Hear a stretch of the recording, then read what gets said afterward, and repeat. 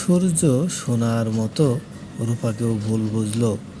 রূপা যে সেনগুপ্ত বাড়ির জন্য এত কিছু করলো, সোনার জন্য কত ত্যাগ স্বীকার করলো, তবুও সোনা ও সেনগুপ্ত বাড়ির কারো কাছে ভালো হতে পারল না রূপা। তবে রূপাকে ঠিকই চিনেছে তার মা দীপা। দীপা রূপাকে বলে, তুই আমার 7 রাজার ধন। আমি বুঝেছি মা, তুই কারো খারাপ করতে পারিস না, তুই সবার ভালোই চাস। তুই তোর বোনের জন্য ভালোই চেয়েছিস। কৃষ্ণ যেহেতু তোকে ভালোবেসেছে, আর আমার সোনা কৃষ্ণকে ভালোবেসেছে, তুই তোর বোনের জন্য নিজের ভালোবাসা উৎসর্গ করে দিয়েছিস। তাও ওরা তোকে বুঝতে পারলো না।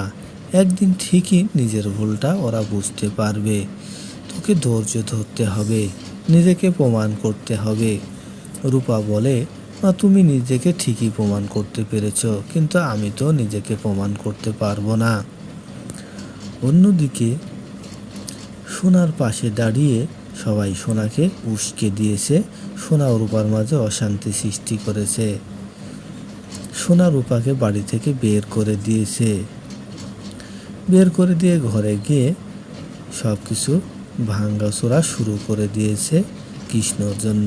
অন্যদিকে রূপাকে কেবলমাত্র তার মাই সান্ত্বনা দিয়ে গিয়েছে। সত্যের পক্ষে কেবলমাত্র দীপাই দাঁড়িয়েছে। বাড়ির সকলেই সোনার দিকেই হয়েছে। অন্যদিকে কৃষ্ণ রূপার সাথে যোগাযোগ করার জন্য বারবার টেলিফোন করছে, কিন্তু রূপা পরিষ্কারভাবে জানিয়ে দেয় সে তার বোনের ভালোটাই চায়, সে কৃষ্ণের সাথে কথা বলতে চায় না। কৃষ্ণকে ভুলে যেতে বলে। দীপা আশ্চর্য হয়ে বলে, তুই এমনটা কেন বললি মা? কেন নিজের সব কিছু উৎসর্গ করে দিচ্ছিস?